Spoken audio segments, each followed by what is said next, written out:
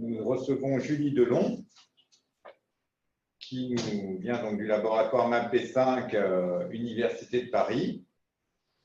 Et Julie est spécialiste en traitement d'images, sciences des données. Et aujourd'hui, elle va nous parler d'une distance de type Wasserstein pour les espaces de mixture gaussienne. Nous t'écoutons. Merci beaucoup. Merci Albert. Et merci aux organisateurs pour l'invitation. Donc effectivement, je vais vous parler d'un travail qui est un travail en commun avec Agnès Maisonneuve sur une distance de type distance de Wasserstein entre des mélanges de gaussienne, entre des distributions de Froba qui s'écrivent comme des mélanges de gaussienne. Alors, je vais d'abord un peu introduire le sujet. Donc, pourquoi? Alors, bon, déjà, qu'est-ce que c'est que les mélanges de gaussienne? Bon, je pense que la plupart des gens savent ce que c'est, mais on va faire quand même un petit rappel pour fixer les notations. Donc, pourquoi est-ce que ce sont un outil qui est intéressant en probabilité statistique? Donc, les mélanges de gaussienne sont des distributions qui permettent de représenter des distributions qui sont complexes à partir de composantes simples, puisque les composantes de base sont juste des gaussiennes. Et elles ont aussi l'intérêt de permettre elles interviennent souvent quand on veut faire du grouper des données entre elles, faire des classes, faire de la classification. Donc pour fixer les données, pour fixer les notations, donc grand K, ça va être mon nombre de classes. Les pk, ça va être les proportions de mes classes. Et donc mes gaussiennes, alors, la moyenne de mes gaussiennes, j'ai noté μk. En fait, c'est mal choisi parce que mes mu, après, ça va être d'autres distributions. Donc, on oublie les mu, ce sera plutôt des mk, les moyennes. Et les sigma k, ce sera donc mes covariances. Voilà, donc généralement, quand on a des vraies données qui viennent d'application, donc on peut avoir, j'ai noté ça x1, xn, là, qui sont des réalisations indépendantes d'une variable grand X qui suit un mélange sur, j'ai mis RD, D peut être, voilà, peut avoir à peu près n'importe quelle dimension, là. J'ai fait un petit dessin en bas, là, qui représente ces données, et ce qu'on veut, c'est inférer ce qu'on fait quand on fait des mélanges de Gaussienne, c'est qu'on infère donc les paramètres de ce mélange sur ces données. Et donc là, dans ce petit exemple, vous avez trois classes qui sont trouvées. Et donc pour ça, on peut utiliser typiquement l'algorithme espérance maximisation, qui est un algorithme classique pour trouver les paramètres d'un mélange de Gaussienne. Ce n'est pas le seul possible, mais c'est un des plus classiques. Voilà, alors les mélanges, donc je vous ai dit, sont très utilisés dans les domaines appliqués. Notamment en images, et à la fin de cet exposé, je montrerai plusieurs exemples où j'utilise des GMM en traitement d'image. Alors, je vous montre d'abord quelques exemples de pourquoi on peut utiliser ces GMM en imagerie. Donc, ici, ce premier exemple, il est un petit peu simpliste, mais ça peut quand même être utile. Donc ici, ce que j'ai fait, c'est que j'ai pris l'image de Van Gogh, là, la peinture qui est à gauche, chaque pixel, je la représente donc dans un espace. Chaque pixel, c'est un pixel couleur, donc il a 3 coordonnées couleurs, rouge, vert et bleu, donc je le représente comme un point en dimension 3. Donc, tous les pixels de l'image, ça me donne un nuage de points que vous voyez au milieu, là. Et sur ce nuage de points, je peux mettre un mélange, par exemple, de 10 gaussiennes. Et ce que je vous montre en bas à droite, je ne sais pas si c'est très visible, mais c'est la segmentation de l'image en 10 régions qui correspondent. Chaque région correspond à une des classes du mélange.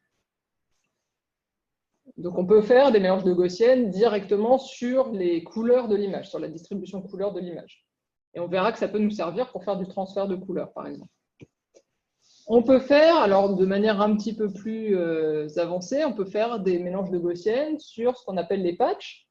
Donc, qu'est-ce que c'est que les patchs dans les images? Ce sont des petits morceaux d'images, donc par exemple des imagettes 10 par 10, Et en général, quand on travaille avec des patchs, ça veut dire qu'on prend l'image, on extrait tous les patchs de cette image, c'est-à-dire qu'en chaque pixel, on va extraire un patch centré en ce pixel. Donc, il y a autant de patchs quasiment qu'il y a de pixels dans l'image, aux effets de bord près.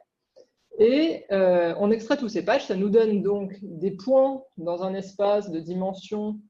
Si c'est des patchs 10 par 10 et qu'on est en couleur, ça va être en dimension 300. Alors, ce n'est pas une dimension petite, mais c'est une dimension beaucoup plus petite que la dimension de l'image en tant qu'objet. Et sur cet ensemble de patchs, donc par exemple, si j'ai une image de taille 1 million, je vais avoir à peu près 1 million de patchs en dimension 300. Donc, je suis quand même dans un espace de dimension assez grande avec pas mal de données. Et là-dessus, je peux essayer d'inférer des mélanges de Gaussienne.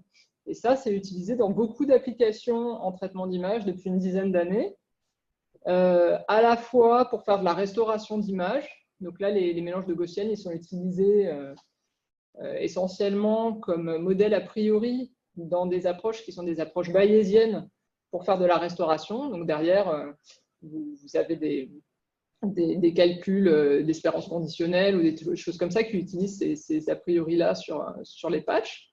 Et puis, c'est utilisé aussi dans d'autres applications en traitement d'image. Donc là, je vous ai mis un exemple de synthèse de texture en bas.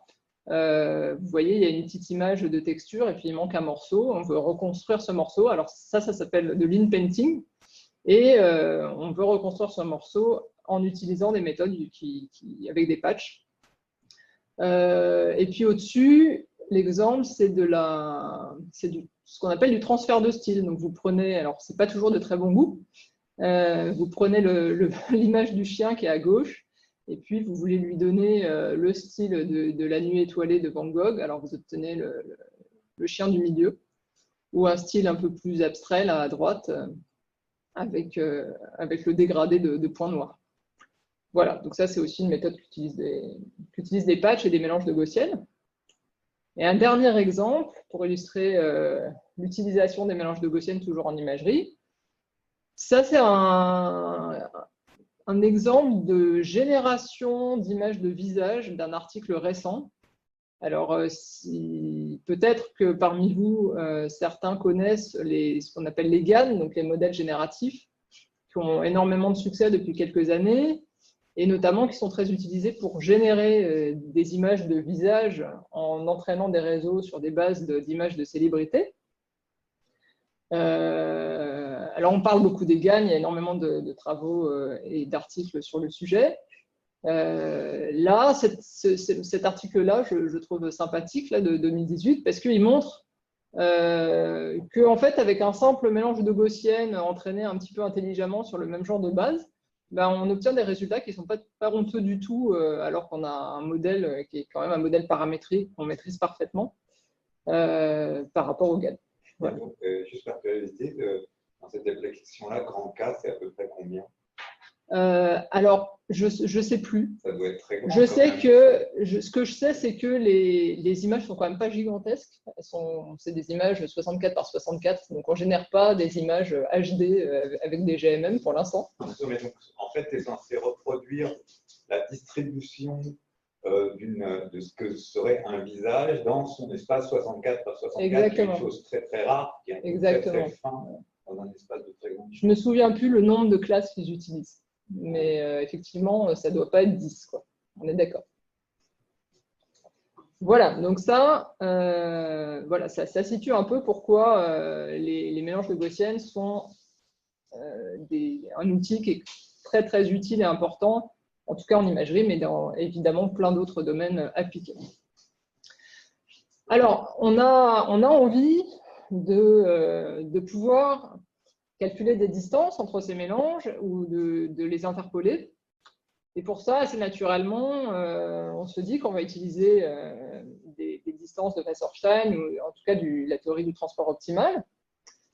Donc, je vais faire quelques rappels rapides sur le transport optimal. Donc ici, vous voyez à droite, c'est Kantorowicz, qui est un des pères fondateurs de la théorie du transport, même si bon, ça date plutôt du 18e avec les travaux de Monge. Mais c'est quand même grâce aux travaux de Kotorovitch et de quelques-uns de ses contemporains, puis, dans les années, fin des années 30, début des années 40, qui a vraiment mis un coup d'accélération à l'utilisation de cette théorie, notamment en économie. Donc, je vais fixer les notations dans ce transparent. Donc, je suppose que j'ai deux mesures de proba, que je vais noter mu0 et mu1. Et ce que je vais noter grand pi de mu0, mu1, c'est toutes les... Alors, mu0 et mu1 sont sur des probas sur RD. Et grand pi de mu0, mu1, ça va être les mesures de proba sur l'espace produit qui ont pour marginal mu0 et mu1. Ok, ça s'appelle aussi je crois qu'on dit couplage en français, parce que je le dis tout le temps en anglais. Couplage entre mu0 et mu1. Et donc, le problème qui nous intéresse, c'est un problème d'optimisation. On cherche l'infimum alors, vous pouvez l'écrire soit sous forme, soit avec des variables aléatoires, soit sous forme d'intégrale. Donc, l'infimum d'une intégrale. Alors, qu'est-ce que c'est que cette intégrale? Donc, vous avez une fonction petit c, qui est une fonction de coût. Typiquement, vous pouvez prendre la distance sur RD, par exemple, la distance euclidienne sur RD, mais ça pourrait être tout à fait autre chose dans l'absolu. Cette fonction de coût, elle vous dit voilà, combien ça coûte de transporter une masse élémentaire de Y0 vers Y1, et vous voulez en fait minimiser le transport total. Donc, quand vous transportez tout mu0 vers mu1, vous transportez, donc vous faites l'intégrale du coût contre gamma, et gamma, on lui demande d'être donc une mesure de proba sur l'espace produit, qui a comme marginal mu0 et mu1. Donc, quand vous résolvez ce problème d'optimisation, vous décidez comment vous allez transporter la masse de mu0 vers la masse de mu1. Ça veut dire, si vous pensez les choses en discret, par exemple, si c'est peut-être plus parlant, mu0, vous pouvez l'avoir donc comme une somme de masse de Dirac, avec des poids qui sont les poids mu0 de i, et qui sont placés en des points y0 de i. Et puis mu1, pareil, avec des points y1i et des poids mu1i. Et ce que vous résolvez en discret, donc je réécris mon intégrale, mais comme j'ai des mesures discrètes, finalement tout s'écrit comme cette intégrale devient une somme. Ah, j'ai laissé un d gamma, en fait c'est un gamma de ij qu'il faut écrire dans la somme qui est en bas. Donc je cherche juste une matrice gamma ij qui minimise la somme des coûts d'envoyer le point y0i vers y1j fois le poids gamma ij. Donc là, je vous ai mis des petits points bleus pour mu0, des petits points oranges pour mu1 en bas à gauche. La taille des points est censée correspondre à leur masse. Et j'ai mis un exemple de transport qui sera un transport optimal pour un coût, typiquement la distance sur le plan. Donc il y a bien l'idée que je vais aller transporter la masse des points bleus vers les points oranges en essayant de minimiser la somme des coûts. Voilà, donc là, comme mon coût dépend de la distance, on voit bien que la notion de proximité importe. Question. Ouais. Dans cet exemple, gamma ij vaut 1 ou 0? Non, dans cet exemple, gamma ij ne vaut pas 1 ou 0 parce que j'ai des masses qui sont différentes selon mes points. Donc, mais par contre, ce qu'on peut montrer, donc ça c'est un résultat très classique en transport discret. Donc ce problème-là, là, dans le cadre orange, c'est un problème de programmation linéaire assez classique. Ce qu'on peut montrer, c'est que si vous avez n masses pour mu0 et m masses pour mu1, parmi les solutions du problème de programmation linéaire, vous en avez une qui a moins de n plus m moins 1 valeur non nulle. Donc c'est une matrice qui est relativement creuse quand même. Ce n'est pas une matrice pleine. Et ça d'ailleurs, c'est quelque chose d'important pour la suite. Alors, cette théorie du transport, elle permet notamment de définir des distances entre des mesures de proba. Donc, à partir d'une distance, donc là je l'ai mis dans un cas particulier, mais de manière plus générale, dès que vous avez une distance sur votre espace de départ, le transport optimal, ça vous permet derrière de définir des distances dans l'espace, des mesures de proba sur cet espace. Donc c'est quand même quelque chose de très pratique pour les applications. Donc ici, dans le cas, moi, je vais me restreindre dans cet exposé. Je vais prendre toujours comme coût sur mon espace RD. Là, je vais prendre juste la distance euclidienne au carré. Et donc, on définit la distance de Wasserstein quadratique comme, donc là, c'est W22, c'est le carré de la distance de Wasserstein entre mu0 et mu1. C'est l'inf de l'intégrale de y0 moins y1 carré des gamma. Donc, c'est la solution de mon problème de transport de la slide précédente. Et donc, la distance, c'est la racine carrée de cette chose. Une autre propriété importante, c'est que si vous faites du transport entre mu0 et mu1, et que mu0 est absolument continu, alors votre solution, donc le plan gamma qui est optimal, qui va atteindre le minimum de l'intégrale, ce plan gamma, on sait quelle forme il prend, on sait qu'il s'écrit, en fait, on sait que gamma a pour support le graphe d'une fonction t, d'une application t. Donc du coup, gamma s'écrit comme identité, virgule t, dièse mu0. Alors dièse, c'est la mesure image de mu0 par l'application identité, virgule t. Et donc t, la mesure image de mu0 par t, c'est mu1. Voilà, donc de fait, là, si ce n'est pas clair pour tout le monde, j'ai mis un exemple visuel à droite. Si vous avez mu0 qui est la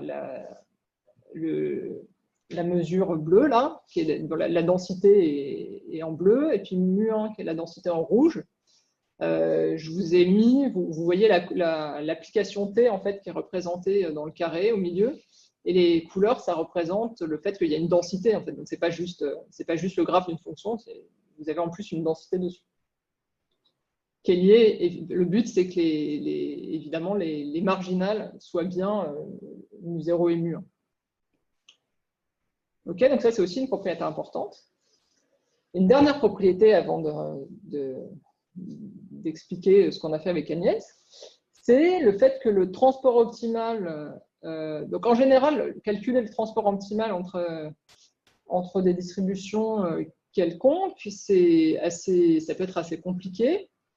Il y a deux cas où on sait faire des calculs explicites. C'est le cas de la dimension 1, où W2 en dimension 1 s'exprime de manière explicite en fonction des fonctions de répartition des mesures, et le cas de mesures qui sont juste des gaussiennes sur RD. Donc quand on a deux gaussiennes, mu0, mu1, la distance de Wasserstein W2 au carré entre mu0 et mu1, c'est juste la différence, une somme entre la différence entre les moyennes des deux gaussiennes au carré, plus une partie qui dépend des covariances et qui est la distance, donc c'est le carré de la distance de Bure entre les covariances sigma 0 et sigma 1. Donc, quelle expression, voilà, la trace, cette grosse trace là entre sigma 0 et sigma 1. Ok. Autre résultat.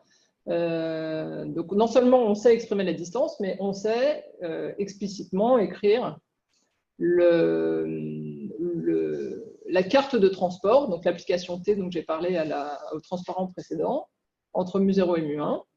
Donc, vous avez une partie qui dépend que des moyennes, hein, donc vous avez une partie translation, et puis une partie qui va recaler les covariances entre elles. Donc, pour vous donner un peu une intuition, en dimension 1, en fait, on est juste en train de faire la transformation affine qui envoie la première gaussienne sur la deuxième.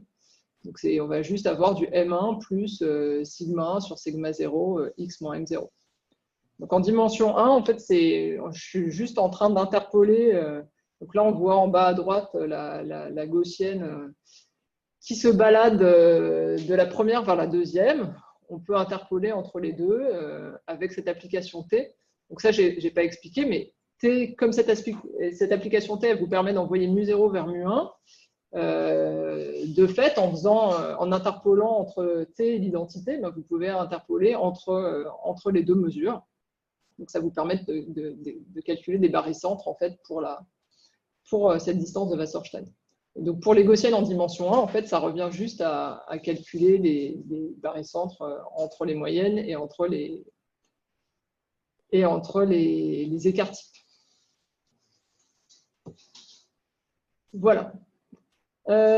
Ces résultats sur les gaussiennes, donc là, c'était entre deux gaussiennes. En fait, ça se généralise. Vous avez des résultats plus généraux qui sont notamment dus à Guillaume Carlier. Donc, c'est un papier de Carlier et Aguier qui a, je crois que le papier, il a une dizaine d'années. Peut-être un peu plus, je ne sais plus de quand il date exactement. Donc, un très beau papier qui généralise tout ça à plus de gaussiennes. Ah oui, bah c'est ça, 2011. Qui regarde le problème du calcul des barycentres entre gaussiennes pour W2. Et donc, vous pouvez montrer qu'à nouveau, le barycentre, c'est. Donc, dans le cas de 2, c'est assez immédiat, mais dans le cas de plus de gaussiennes, c'est beaucoup plus compliqué. Donc, le barycentre est à nouveau une gaussienne. La moyenne, c'est le barycentre des moyennes. Et la covariance, elle est solution d'un problème de point fixe. Et donc, ça, numériquement, on sait assez bien le résoudre. Voilà, donc là, ici, en bas à gauche, donc ça, c'est un exemple que j'ai tiré du livre de Marco Couturier et Gabriel Perret sur le transport optimal, où vous voyez chaque gaussienne qui est représentée juste par une ellipse. Donc, on voit des barycentres entre les 4 gaussiennes qui correspondent aux 4 coins de la figure. Et à droite, je vous ai mis un exemple d'application de ce type de résultat en traitement d'image, où ici, on fait des travaux de Louis Songxia et ses co-auteurs, où ils font de l'interpolation entre des textures. Il se trouve que en imagerie, vous avez un certain nombre de textures qu'on appelle des microtextures, qu'on peut représenter par des champs gaussiens, des champs aléatoires gaussiens. Donc, du coup, en interpolant les gaussiennes, vous interpolez les textures, vous avez des résultats qui sont assez intéressants et jolis. Voilà. Donc, j'en viens au cœur de l'exposé. On a, donc j'ai dit au début, on utilise beaucoup de mélanges de gaussiennes en imagerie et par ailleurs. Dès qu'on a des données, dès qu'on a des vraies données, ce sont des outils qui sont très pratiques. On voudrait faire du transport optimal pour interpoler ou les comparer. On sait faire du transport entre gaussiennes assez facilement. Qu'est-ce qu'on fait quand on a des mélanges de gaussiennes? Donc, la question paraît assez naturelle. Alors, déjà, première remarque, les plans de transport entre mélanges de gaussiennes, les barycentres entre mélanges de gaussiennes ne sont généralement pas eux-mêmes des mélanges de gaussiennes. Donc ça, c'est un premier problème. C'est-à-dire que si j'utilise du transport pour calculer des barycentres entre mélanges pour mes applications, mon barycentre ne va plus être un mélange. Donc si j'ai besoin que ça reste un mélange pour mon application, je suis coincé. Donc là, je vous ai mis un exemple très, très élémentaire. On a une première mesure mu0 qui est juste une gaussienne centrée réduite, et une mesure mu1 qui est, alors c'est un mélange de gaussiennes dégénérées, mais on peut le considérer quand même comme un mélange de gaussiennes avec des variances infinies, des variances 0, pardon, qui est, mon mu1, c'est juste un mi de delta moins 1 plus delta 1. Et si je calcule, donc je peux, dans cet exemple très simple en dimension 1, je peux calculer explicitement mes barycentres entre mu0 et mu1, et j'obtiens des mu-t dont la densité est écrite en bas de l'encadré orange. Et en fait, quelque part, cette densité, donc mon petit g, c'est juste la densité de la gaussienne centrée réduite. Donc en fait, c'est la gaussienne divisée en deux. La gaussienne, en fait, elle se divise en deux et puis elle se translate, elle se dilate pour venir s'écraser sur les Dirac. Mais en fait, dès que t est positif, vous avez cette gaussienne qui se divise en deux et donc qui n'est plus. Ce ft, ça ne peut pas être la densité d'un mélange de gaussiennes puisque c'est une densité qui est nulle entre moins t et t. d'accord? Puisque les deux morceaux, ils sont soit sur moins l'infini moins t, soit sur t plus l'infini. Et donc, si vous avez quelque chose qui a une densité nulle sur un intervalle, ben, si c'est un mélange de gaussienne, c'est forcément une somme de Dirac. Et donc là, j'ai de la densité et je suis nul quelque part. Donc, je ne peux pas être un mélange de gaussienne. Voilà, donc ça, c'est un problème. Donc, pour essayer de pallier cette limitation, on va reconsidérer la définition du transport et puis on va rajouter une contrainte. Donc ça, c'est assez classique de rajouter des contraintes dans la définition du transport. Et nous, la contrainte qu'on va rajouter, c'est qu'on veut on veut garder des plans de transport qui sont des mélanges. Et ça va nous évidemment impliquer que les barycentres vont eux-mêmes être des mélanges. Alors, donc c'est ce qu'on fait dans ce transparent.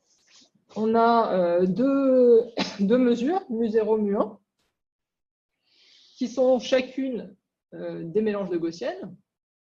Donc, je vais appeler donc, grand K0 et grand K1, c'est le nombre de composantes de mes deux mélanges. Pi0, les Pi0K et les Pi1K, ça va être les poids de mes composantes.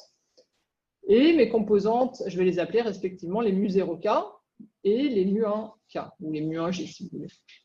Donc ça, ce sont deux mélanges de gaussienne. J'ai représenté un exemple visuellement en bas, en bleu et en orange pour mu0 et mu1.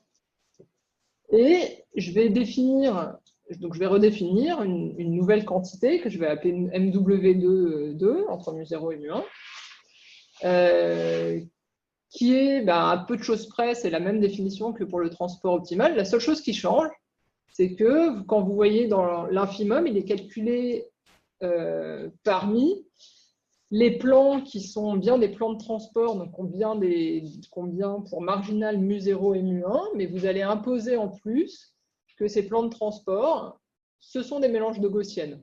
Alors là, je précise ma notation. Donc c'est ce GMM 2D infini, qu'est-ce que ça veut dire? Ça veut dire que je regarde des mesures de proba sur... Alors le 2D, c'est parce que je suis dans R puissance 2D. Donc je suis sur mon espace produit. Et infini, ça veut dire que je m'autorise un mélange de gaussienne avec autant de composantes que je veux. D'accord? Je n'impose pas un nombre de composantes fixé. Et en fait, quand vous regardez ce problème, vous réécrivez, donc gamma, on sait que c'est un mélange de gaussienne, donc on peut réécrire gamma on l'écrit comme un mélange. Donc cette intégrale, ça va devenir une somme d'intégrales sur les termes de mon mélange. Et en fait, donc chacun des termes de mon mélange est une gaussienne. Et je sais que gamma a pour marginal mu0 et mu1. Donc en fait, chacun des termes de mon mélange est une gaussienne dont les marginales sont forcément des mu0K ou des mu1K ou des mu1J. Il y a un truc un peu contre-intuitif. Tu dis que tu ne restreins pas le nombre de gaussiennes pour décrire. Du coup, c'est pas dense ce truc-là. Alors voilà, donc c'est une très bonne remarque. Donc c'est très contre-intuitif. On a l'impression, quand on écrit ça, qu'on n'est pas vraiment en train de restreindre, parce que les mélanges de gaussiennes, c'est dense. Bon, dès que c'est dans les mesures de proba qui ont des moments d'ordre 2 au moins. Et donc on a l'impression qu'en fait, on n'est pas en train tellement de restreindre notre problème. En fait, ce qui est important, c'est qu'on est en train de regarder des mélanges de gaussiennes, mais qui sont des mélanges de gaussiennes qui se projettent sur mu0 et mu1. Et ce truc-là, en fait, il n'est pas très grand. Cet ensemble-là, il n'est pas très grand. Et donc, quand vous réécrivez tout, vous vous rendez compte que gamma, en fait, il est très, très contraint. Il ne peut pas avoir n'importe quelle tête. Et en fait, en quelques lignes de preuve, vous arrivez à montrer que votre MW2 peut se réécrire sous une forme discrète. Donc, on réécrit le problème de départ comme un problème discret où vous allez... donc, c'est un problème discret dans lequel on doit calculer toutes les distances de Wasserstein entre les composantes de mu0 et mu1. Donc, ça, c'est les W22 que vous voyez, mu0K, mu1L. D'accord? Donc, vous calculez composante par composante. Donc, vous avez K0 fois K1 distance à calculer. Mais c'est des distances entre gaussiennes. Donc, vous avez une formule explicite. Hein, je pense toujours derrière vos applications. Et après, vous avez juste un problème discret à résoudre, qui est un problème de transport discret avec les W22 qui sont des coûts, du coup, et les WKL que vous cherchez, qui sont une matrice de taille K0 par K1, qui est une matrice dont les marginales, donc quand vous sommez les lignes et les colonnes, vous devez obtenir les π0 et les vecteurs de poids π0 et π1. Donc du coup, alors c'est un résultat qui est d'autant plus intéressant que donc, vous obtenez, donc, ce que je note là, un problème de transport optimal discret de taille K0 fois K1. Et ce qui est amusant, c'est que donc, nous, on est parti au départ, on est parti de notre définition en bleu, là, et on est tombé sur ce problème. Et en fait, en regardant la littérature en machine learning, on a trouvé au moins 2 articles. Enfin, je dis au moins, on n'en a pas trouvé d'autres. On a trouvé 2 articles, il y en a peut-être d'autres qu'on n'a pas vus, qui définissait cette distance, cette formulation discrète, sans avoir la formulation du dessus, là, la définition. Il définissait directement cette formule discrète comme une variante du transport pour des problèmes appliqués en machine learning. Donc du coup, voilà, ça nous a un peu conforté dans l'idée qu'en plus, c'était utile dans pas mal de domaines. Donc, on a ce problème finalement qui se ramène à un problème discret relativement simple. On peut écrire de manière explicite les plans de transport pour cette nouvelle formulation. Donc, le gamma, le plan de transport gamma qui est solution, donc gamma étoile qui est solution, vous pouvez l'écrire comme un mélange de gaussiennes. Et vu que les plans de transport entre gaussiennes, en fait, c'est des gaussiennes dégénérées, parce que je vous ai dit qu'elles étaient supportées par le plan de transport, dès qu'on a une des deux dès que mu0 est absolument continu, il est supporté par le graphe d'une fonction. Ben, en particulier, c'est vrai pour des gaussiennes. Et pour des gaussiennes, je vous avais dit, c'est supporté par le graphe d'une fonction t qui est affine. Donc là, on va avoir un gamma étoile qui est un mélange de gaussiennes dégénérées sur des droites affines. Donc, ce qu'on voit en bas, là, ce sont, donc à gauche, j'ai pris 2 mélanges de gaussiennes, en bleu et en rouge. À gauche, je vous ai remis le plan de transport, le plan de transport optimal entre ces 2 mélanges. Et à droite, je vous ai mis la solution de notre nouvelle formulation MW2. Donc, vous avez un plan de transport qui est porté par 3 droites affines ici. Pourquoi 3? Parce que j'avais un mélange de 2 gaussiennes et un mélange de 2 gaussiennes. Donc, j'ai K0 plus K1 moins 1 qui vaut 3. Donc, j'ai une solution qui a moins de 3 composantes non nulles. Il se trouve que numériquement, c'est toujours sur cette solution qu'on tombe. Donc, c'est ce que je note ici. Et c'est assez sympathique parce que vous augmentez pas, on n'augmente pas trop rapidement en fait, le nombre de classes en calculant des plans. Si on a une gaussienne de dimension 10 et de dimension 10 et qu'on veut calculer le plan de transport entre les deux, ben on va avoir une gaussienne plan de transport de dimension, pas de dimension, mais de nombre de composantes. Pardon. On va avoir une gaussienne plan de transport qui va avoir 19 composantes. Je ne suis pas en train de chercher un truc qui va avoir 100 composantes. Je ne suis pas en train de multiplier les nombres de composantes. Donc, numériquement, c'est quand même assez sympathique à utiliser. Alors, je vais revenir après sur comment on utilise ça dans les applications. Donc, il se trouve que cette nouvelle formulation, elle définit bien une métrique. Ouf! Donc, tout ça, ça se généralise bien. Donc, on a un espace qui est un espace géodésique pour cette distance. On peut calculer, donc on peut exprimer, pareil, de manière explicite, comment s'écrivent les barycentres pour cette distance. Donc, en fait, si vous êtes capable de calculer tous les barycentres entre les composantes gaussiennes de vos mélanges, bah, votre barycentre final entre les mélanges, ce sera lui-même un mélange de ces barycentres. Et les W étoiles, ici, c'est les W étoiles qui sont solutions de mon problème discret que j'ai exprimé de slide avant. Donc tout ça, ça s'écrit bien. Donc pareil, les barycentres vont avoir moins de K0 plus K1 moins 1 composantes. Donc je garde la propriété je n'augmente pas trop mon nombre de composantes si je connais le nombre de composantes de mes deux mélanges de départ. Alors je vais vous montrer des exemples d'interpolation. Ici à gauche, ce sera pour la distance de Wasserstein classique et à droite pour ma nouvelle distance.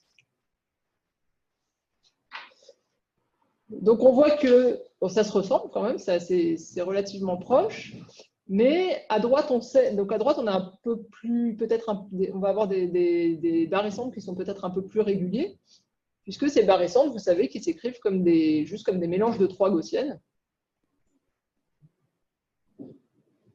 Voilà, donc ça c'est en dimension 1.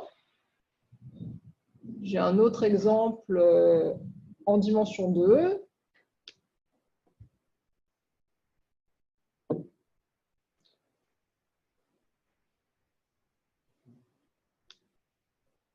Alors, je vous le remontre. Donc on voit vraiment qu'il y a une forme de régularité plus importante dans le fait d'imposer qu'on reste dans les mélanges, quoi.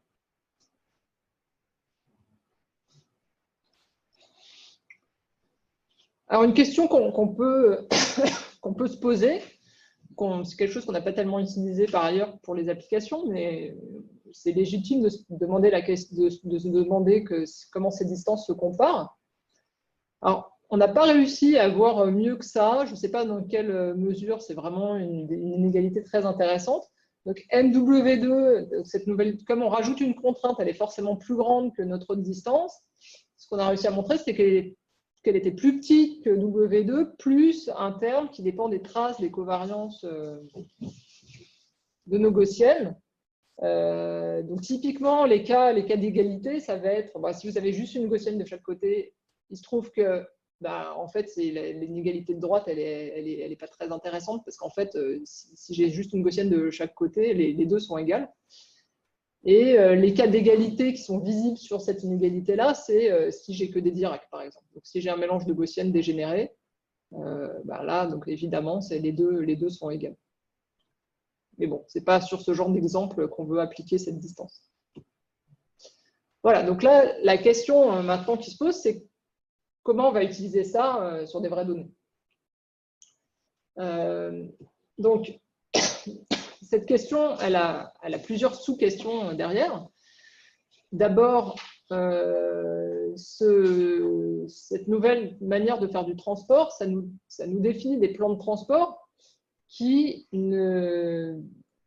sont des mélanges. Donc là, on a des mélanges de gaussiennes. Chaque gaussienne est dégénérée supportée par une droite affine.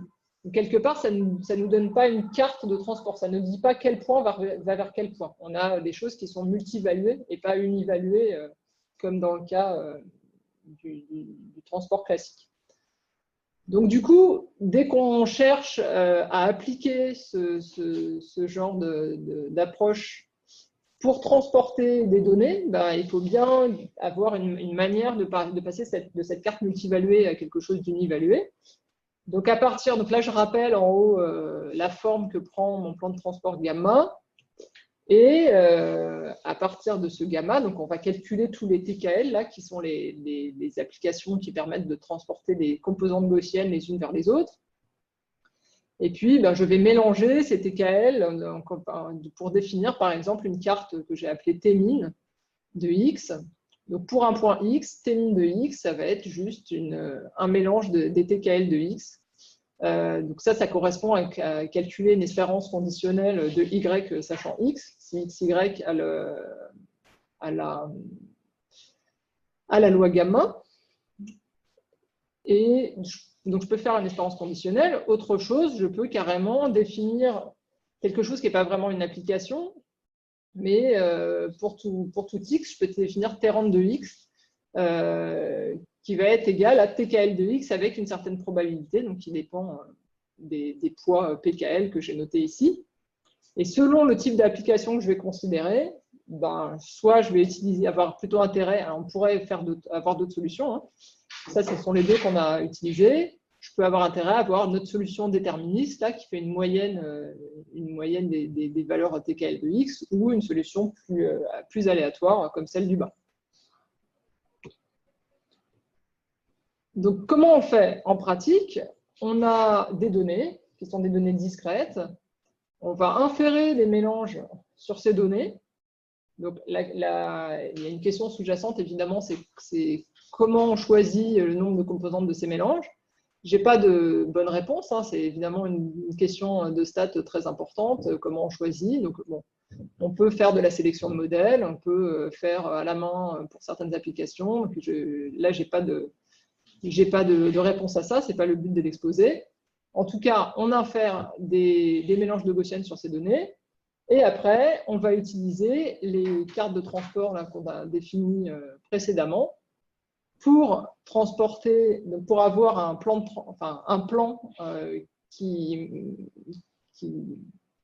pour interpoler entre mu0 et mu1. Ce qui est sympathique, c'est que l'expression, donc on part de données discrètes, mais comme après on met des modèles de mélange dessus, le plan de transport qu'on définit, c'est un plan de transport qui est défini sur tout l'espace. Donc, ça me permet d'envoyer n'importe quel point de l'espace, de donner une image à n'importe quel point de l'espace. Par contre, comme on utilise cette approximation mélange de Gaussienne pour définir ce plan de transport, ben, les cartes de transport que je vais calculer, elles ne vont pas m'envoyer vraiment les points bleus sur les points oranges. Ce qu'elles vont faire, c'est qu'elles vont m'envoyer la mesure, le mélange de Gaussienne sous-jacent sur le mélange de Gaussienne sous-jacent. Donc, du coup, c'est une espèce d'approximation. On va voir ici plusieurs exemples d'utilisation de ce formalisme sur des cas un peu jouets. Donc, vous avez la petite distribution de points bleus, là, et puis la deuxième distribution mu1, c'est les points jaunes. Donc, ce que j'ai fait, alors là, il y a une espèce de dilatation là, entre les trois exemples. En fait, c'est à chaque fois les mêmes données. C'est juste que quand j'ai enregistré le film, il n'a pas fait le même zoom sur les trois exemples. D'accord? Mais ce sont les mêmes données. En haut à gauche, je représente mes données par une gaussienne, mes données bleues. Et pareil, donc grand K, en fait, c'est le nombre de gaussiennes de mon mélange. Je fais une gaussienne pour mes points bleus, une gaussienne pour mes points jaunes. J'en déduis une carte de transport et je transporte mes points. Donc, ça donne la chose suivante. Donc, mes points bleus, c'est les points verts, c'est les points bleus qui se sont déplacés. Et vous voyez que, bon, du coup, ils se sont transportés. J'ai juste une approximation gaussienne pour les deux. Donc, je suis en train, vu qu'ils avaient à peu près la même moyenne, je suis juste en train de caler les covariances. Donc, ce n'est pas très précis. Dans l'exemple à droite, j'ai 10 gaussiennes dans mon mélange pour les points bleus et 10 gaussiennes pour les points jaunes. Donc là, je vois que mes points verts, donc ils ne viennent pas évidemment se coller aux points jaunes, mais ils se décalent de telle manière qu'à la fin, la distribution des points verts quand même ressemble plus à celle des points jaunes. Et évidemment, à la limite, si vous prenez autant de gaussiennes que points, donc vous avez quelque chose de parfait qui vous donne le transport optimal classique. Vous revenez à la définition classique du transport discret.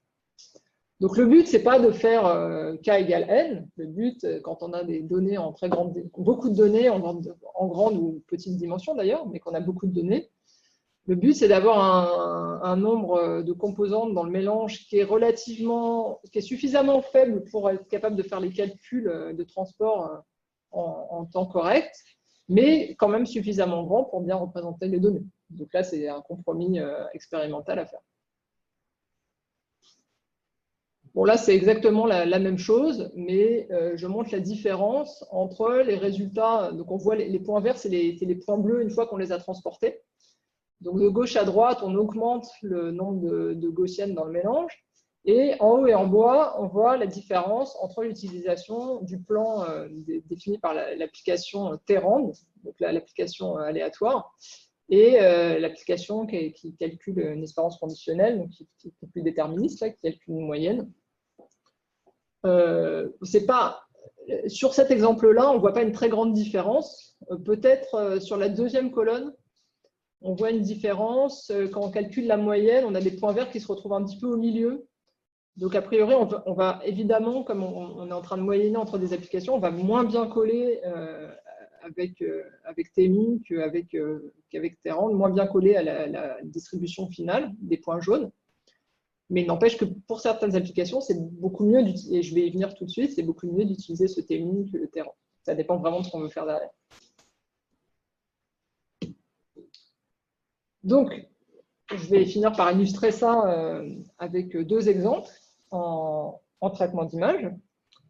Donc, le premier, c'est un exemple dont j'ai parlé un petit peu au début de l'exposé, qui est l'exemple du transfert de couleurs. Donc, on peut trouver que c'est de mauvais goût, hein, mais c'est quelque chose qui est pas mal étudié et utile en traitement d'image. C'est peut-être un peu de mauvais goût de le faire sur des peintures. Donc, ce que vous voulez, là, c'est donner à cette peinture de Renoir les mêmes couleurs que la peinture de Gauguin, qui est à droite. Donc, vous allez calculer, vous allez prendre toutes les couleurs. Donc, chaque pixel est représenté par un point en 3D en dessous. Donc, vous avez un nuage de points en dessous qui correspond à la peinture de gauche. Pareil pour la peinture de droite. Vous allez appliquer à ces nuages de points un algorithme EM pour inférer des classes. Alors là, j'ai fixé à la main le nombre de classes. Donc, j'ai pris 10 classes pour Renoir, 10 classes pour Gauguin. Et donc là, on voit les segmentations correspondantes des nuages de points. Donc, chaque point, on lui donne une couleur qui correspond à la classe qui est la plus probable pour ce point. Et on va utiliser le transport entre ces mélanges de Gaussienne pour transporter les points couleurs de l'image de gauche vers les points couleurs de l'image de droite. Et ça nous permet de transférer les couleurs de Gauguin vers Renoir, puisque chaque point de l'image Renoir, je regarde où est ce point dans mon nuage 3D, je regarde comment il se transporte et ça me donne une nouvelle couleur. Donc, je transporte toutes les couleurs de mon image de Renoir comme ça, enfin de la peinture de Renoir comme ça. Donc, ça, c'est la peinture originale, en tout cas une version digitale.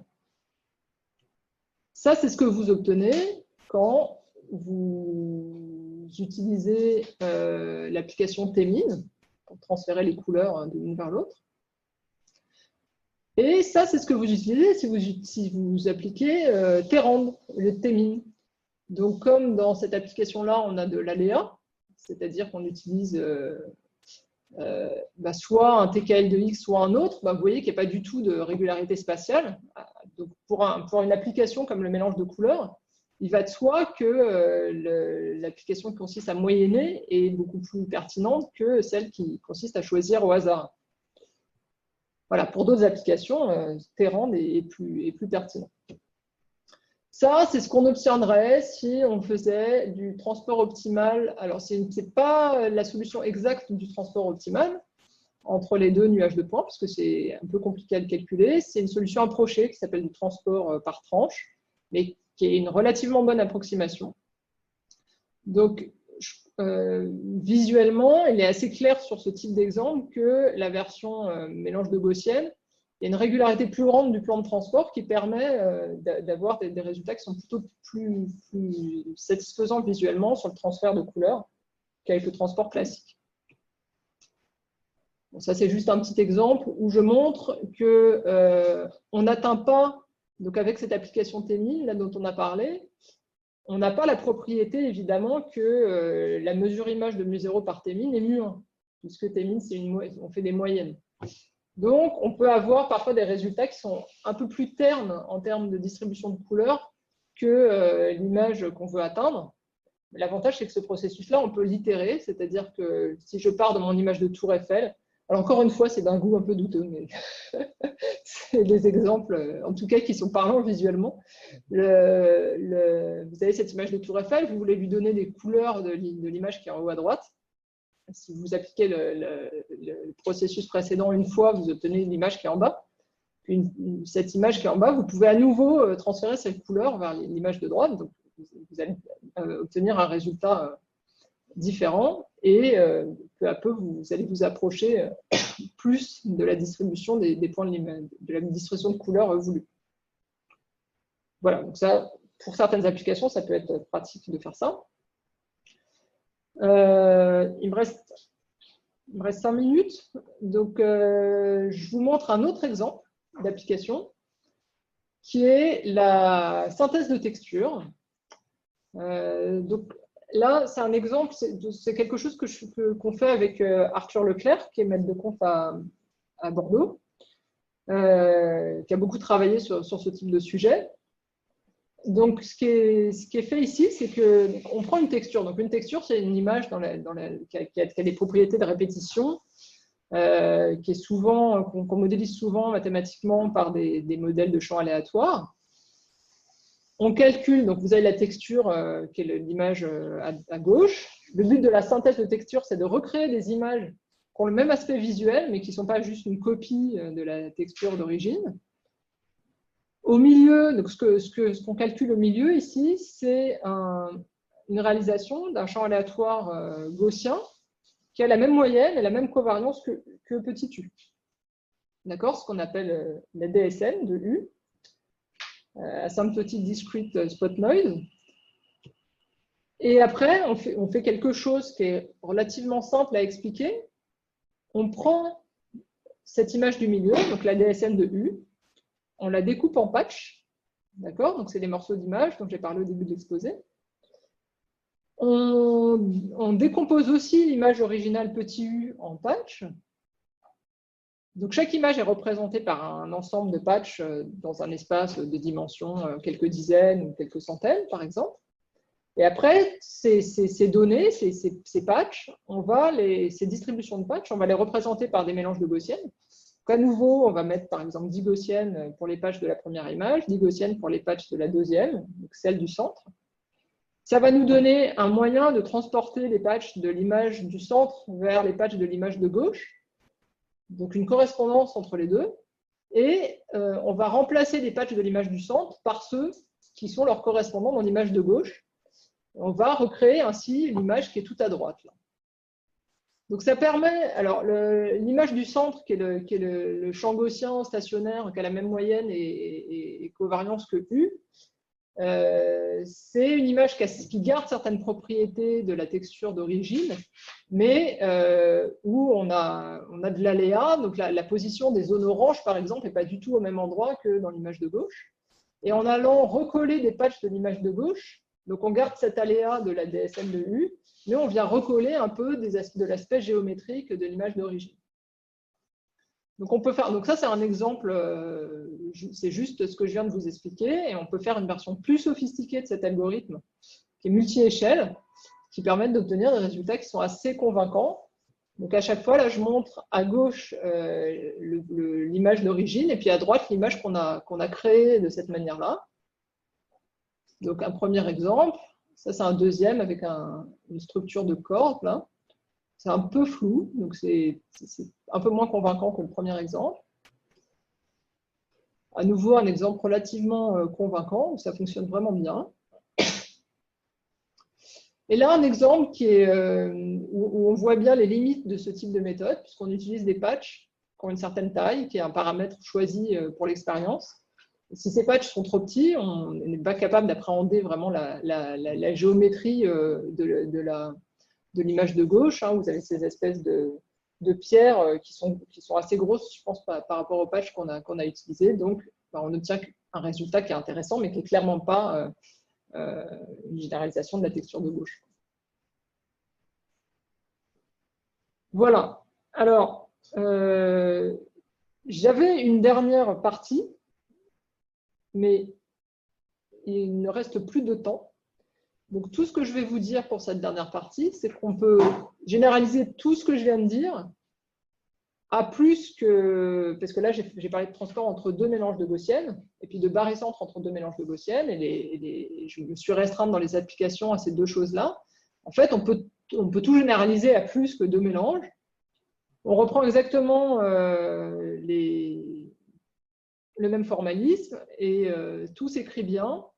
Il se trouve que pour définir des barycentres pour le transport optimal, il y a une équivalence entre définir les barycentres et puis des problèmes de transport multimarginal. Donc, c'est des problèmes de transport où vous n'avez pas juste 2 marginales, mais plus.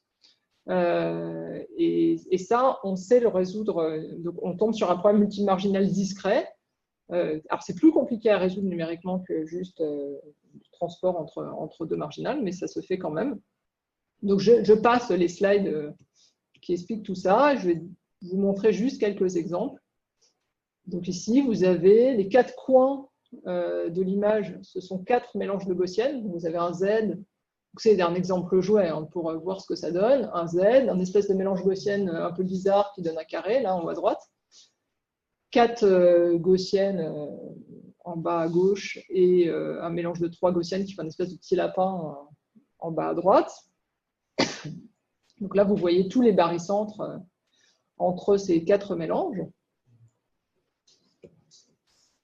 Pareil avec des mélanges, je me suis un peu fait plaisir avec des Batman, des canards et des étoiles.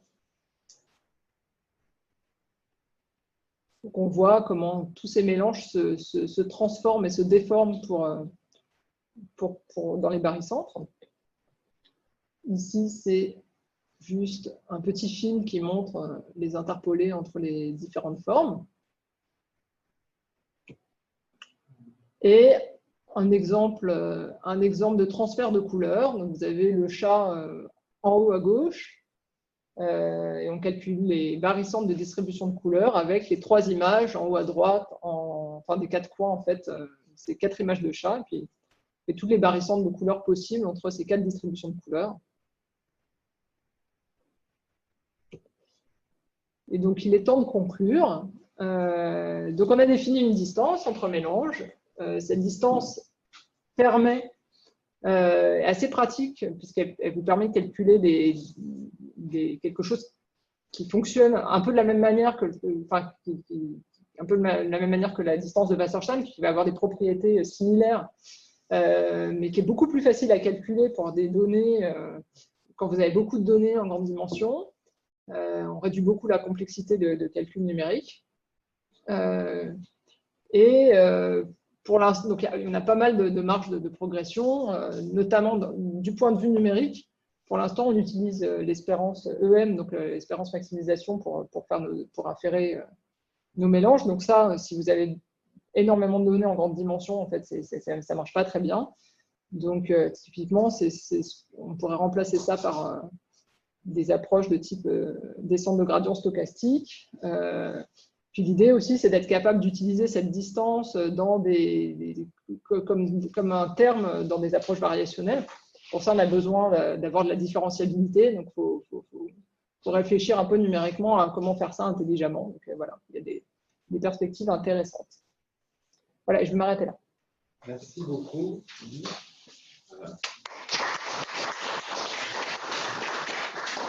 Est-ce qu'il y a des questions, aussi bien dans la salle qu'à distance? Peut-être qu'on peut commencer par ceux qui sont à distance. Vous nous entendez toujours, j'espère? J'ai une question stupide sur la distance que tu as. Je crois que tu l'appelles la distance de Burr.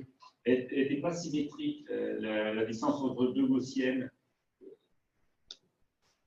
Alors qu'on s'attendrait à ce que la formule soit symétrique tout au début, oui. Oui.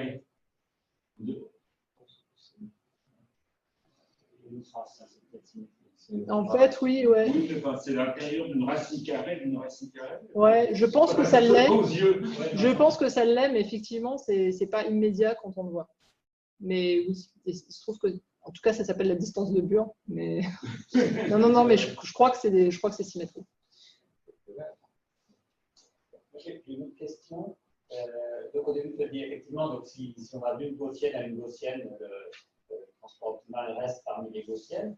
Et ensuite, à partir du moment où tu fixes le fait de rester dans la classe, pourquoi on doit se restreindre encore à des gaussiennes? Est-ce que en fait, ce n'est pas du transport optimal entre des objets qui sont pas des diracks, mais là, en l'occurrence, la moyenne et la covariance, donc entre des objets qui donnent un objet distrait et un autre objet distrait, on remplace le coût de distance par une fonction qui dépend de ses paramètres de départ et de ses paramètres d'arrivée. C'est pas un peu ça que ça revient pas. Alors, je ne suis pas sûre d'avoir compris la question. Donc, effectivement, entre deux gaussiennes, on a, c'est une propriété, on n'impose rien, on a une gaussienne.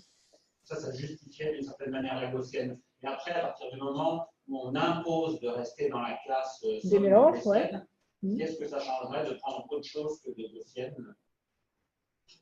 Ah, on pourrait. Ah oui, non, mais d'accord, mais ah oui, on pourrait prendre des mu0 et mu1 qui ne sont pas des mélanges de gaussiennes, c'est ça? Alors, il y a deux choses.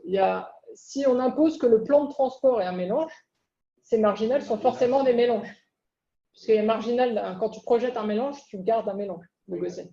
Oui, je vais juste remplacer les briques de base gaussienne par autre chose. Ah oui, alors tout à fait. Donc là, voilà, donc ça c'est la question de la généralisation. C'est comment est-ce qu'on peut généraliser tout ça à autre chose que des mélanges de gaussienne, à des mélanges d'autres choses, par exemple. Parce que finalement, la ce qui conteste, c'est les coefficients moyennes et les covariances au début et à l'arrivée, puis après on a un tout qui dépend de ces deux blocs de paramètres. Oui, alors il y a deux aspects dans cette question. Déjà, il y a l'aspect pratique. Donc, les gaussiennes, on sait calculer explicitement la distance et les interpoler et pour W2. Et il y a très peu d'autres distributions où on sait le faire. Donc, pour les applications, c'est assez incontournable. Et après, il y a la question de est-ce que le théorème qui dit que la distance avec la contrainte supplémentaire serait exprimée de manière discrète. En fait, dans la preuve, on utilise certaines propriétés des mélanges de gaussienne. Donc, a priori, d'autres mélanges qui vérifient les mêmes propriétés, on pourra faire la même chose. Mais ce n'est pas complètement évident de quel type de distribution vont vérifier ça. Parce qu'on utilise, par exemple, des propriétés d'identifiabilité. Donc, un mélange de gaussienne, ce n'est pas identifiable, mais en gros, vous avez de l'identifiabilité à permutation près, etc. Donc, ça, c'est très important. On utilise aussi le fait qu'on reste dans la même classe quand on projette. Donc, mais oui, je pense que c'est intéressant d'aller regarder ça. On a un peu réfléchi, mais ouais. Et il y a des questions en ligne, j'ai l'impression. Oui, alors, il y a une réponse de Marie. Ah oui, il y a une réponse, qui dit que la symétrie de la distance devrait suivre de trace de AB égale trace de BA. C'est vrai, effectivement, parce que tu commutes le truc, non? Tu commutes le sigma 0. Le sigma 0, sigma 1, un demi, quoi. Oui. Non, mais c'est à cause du handicap, quoi, que c'est pas complètement. Ouais. Non, mais j'avais une question liée à la question je connais des gens qui essayent de faire des choses comme de l'interpolation entre des formes, c'est-à-dire vraiment des ensembles. Donc là, ça serait, si on voulait prendre ça, par exemple, pour regarder des distributions qui sont des indicatrices. Et ça, on sait bien que ça ne va pas rester des indicatrices si on fait du transport. On va passer d'une indicatrice à une autre indicatrice. Entre les deux, il se passera des choses, n'est-ce pas? Je sais pas, alors, les gens. Et donc, la question, c'est comment est-ce qu'on peut imposer cette chose-là? Ah, imposer de rester une indicatrice. Voilà. Est-ce que ce genre d'approche-là, ce que tu as décrit, pourrait répondre à cette question par des méthodes numériques simples? Alors, je ne vois pas de lien évident, parce que justement, quand on essayait de faire des applications de ces travaux, clairement une forme, enfin, à part une forme un peu molle, ce n'est pas complètement évident de la représenter par un mélange. Par contre, moi, pour répondre de manière plus générale, j'ai l'impression que les gens qui font du transport pour interpoler entre des formes, clairement, les formes interpolées qu'ils calculent, ils calculent ça et après ils seuillent. Donc, ce qui montre à chaque fois les résultats, c'est des seuils de résultats. Ils interpolent, ils ont des choses qui sont relativement régulières et après ils seuillent. Donc, est-ce que la question de est-ce qu'on pourrait ajouter une contrainte pour obtenir directement des formes, par exemple des indicatrices de choses, Oui, je vois pas pourquoi on ne pourrait pas faire ça. Ouais. Mais après, donc, quels outils tu utiliserais pour optimiser ça Est-ce qu'il y a des questions Il y a une question en ligne, en fait, quelqu'un qui demande si les résultats de transfert de couleurs avec le transport optimal sliced par tranche, qui demande si c'était sliced MW2 ou sliced W2, et c'est sliced W2, c'est-à-dire c'est le transport classique par tranche. J'aurais une question. Oui. Alain Trouvé. Merci beaucoup pour l'exposé. En fait, j'avais une question pour savoir si, en fait, il y a un résultat, si tu as un résultat de stabilité dans l'application que tu fais, que quand tu décomposes en fait les mesures mu0 et mu1 sur des sommes de Gaussienne, sur le plan de transport en fait qu'on obtient quand on augmente, quand on varie, quand on décompose, c'est-à-dire c'est mu0 et mu1 sur des sommes, donc on peut avoir quand on change de composante, donc on a des choses différentes. Si on regarde sur le transport en fait lui-même, le plan de transport, disons que dans la version, on va dire, T-min, l'une d'entre elles, est-ce qu'on voit une sensibilité par rapport à la décomposition? Est-ce qu'il y a un résultat soit théorique ou soit plutôt pratique qui dit, en fait, est-ce que c'est stable? C'est-à-dire, est-ce qu'il faut se méfier? Enfin, qu'est-ce qui se passe? Je ne sais pas si c'est clair. Donc, ta question, c'est à la fois, est-ce qu'on peut…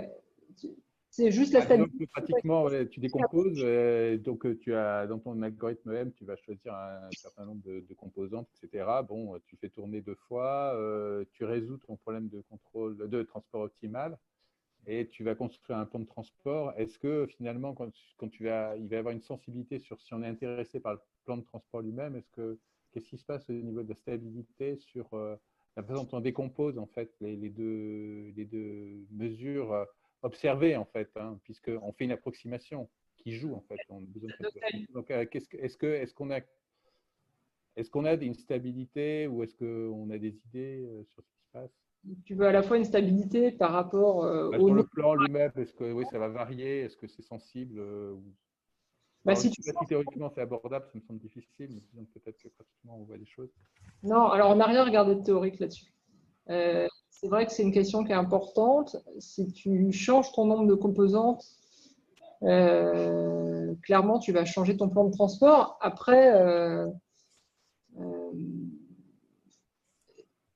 globalement, nous, on a fait beaucoup d'expériences. Donc, je peux juste te donner une réponse expérimentale. C'est que, en gros, c'est pas très dur de fixer les paramètres. C'est pas très dur d'avoir des paramètres si tu choisis 10, 15, 20 composantes pour faire du transfert de couleur ou de la synthèse de texture, tu obtiens toujours des résultats satisfaisants. Après, non, on n'a rien de théorique là-dessus et je suis d'accord que c'est une question intéressante et importante. Il peut y avoir quand même des propriétés élémentaires de genre si mu0 est proche de multiple de 0 et mu1 est proche de multiple de 20, le milieu des deux proche précisément de ta distance entre des mélanges de Gaussienne que tu as définis. Le milieu va être les deux milieux vont être proches, donc ce genre de choses-là, ça va découler. Ouais, je suis d'accord. Après, on n'a rien démontré là-dessus. Ce qu'on a essayé de faire dans un deuxième temps, qui est dans le papier d'ailleurs, à la fin du papier, on a essayé de faire des distances un peu hybrides dans laquelle c'est une distance entre deux mesures de proba qui ne sont pas des mélanges de Gaussienne, mais on va chercher des mélanges de Gaussienne qui les approchent bien. Et donc, cette distance hybride, elle va avoir un terme de type MW2 entre les deux mélanges de Gaussienne et des termes d'approximation des mu0 tilde par mu0 et mu1 tilde par mu1. Donc, on va avoir quelque chose d'hybride avec la distance entre mélanges de Gaussienne et la distance qui nous dit à quel point ces mélanges de Gaussienne approchent bien les mesures de départ. Et c'est quelque chose qu'on a. On a des résultats élémentaires pour l'instant, mais qu'on n'a pas encore poussé. D'accord, merci beaucoup, Julie. Autre question? J'avais quand même une autre question. Oui, est-ce que donc, la caractérisation de Brenier que le T est un gradient de fonction convexe comment ça se traduit dans cette nouvelle distance? Alors, dans la nouvelle distance entre des gaussiennes, le fait que ce soit un gradient de fonction convexe, en fait, entre des gaussiennes, le T, c'est juste une application affine. C'est un début de… Donc, moi, entre mes mélanges de gaussiennes, en fait, mon plan de transport, c'est un mélange de gaussiennes dégénérées portées par des applications affines. Donc, j'ai des densités sur des applications affines. Et je sais que j'en ai moins de K0 plus K1 moins 1. En fait, on est dans un cas tellement spécifique que, voilà. C'est très, voilà, c'est ça. Et le Brégnier-Benamou, l'interprétation comme une intégrale de la déformation. Ah oui, donc l'interprétation dynamique, alors ça, on n'a pas du tout regardé. Mais ouais, c'est une bonne question. Ok, ben merci encore Julie et merci, merci. à tous.